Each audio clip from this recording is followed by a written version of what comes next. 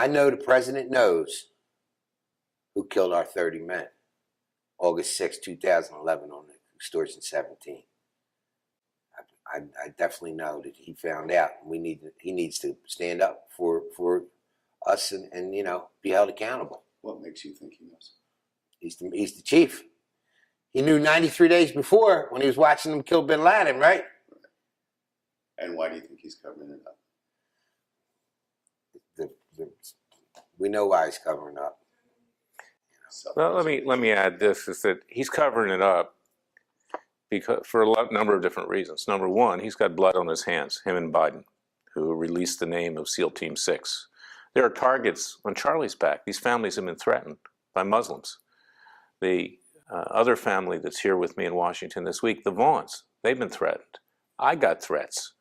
So that's number one. Number two, In what way were you threatened? I've gotten emails that said you will burn in hell, which is the Muslim way of putting it, okay, from Muslims. But the other thing is, this president, if he's not a Muslim, in fact, his father was a Muslim. Under Sharia law, he's Muslim. Under Christian law, he's Christian. But he views himself as Muslim. The complaints in the 2 lawsuits have been filed. We're in the process of serving those complaints. The government will have 60 days to respond. We'll be filing motions for a preliminary injunction to speed things up, to try to stop what's happening right now. This venerable publication has an issue called the Muslim President.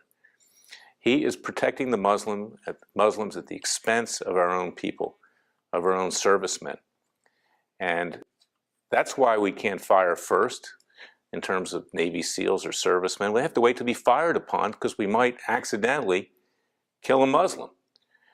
That's why everything's been scrubbed. This isn't Muslim terrorism. It's just vigilantes out there that are doing things. This is countries out of control. What we in effect have is a Muslim in control of the White House. And that explains a lot of these very strange things that are happening. Now, how he became elected, we can do a whole other story about that with regard to his phony birth certificate and everything else.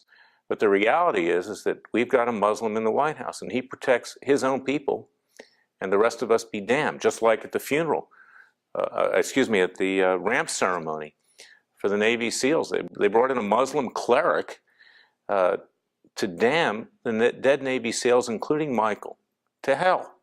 Now, what kind of country do we live in?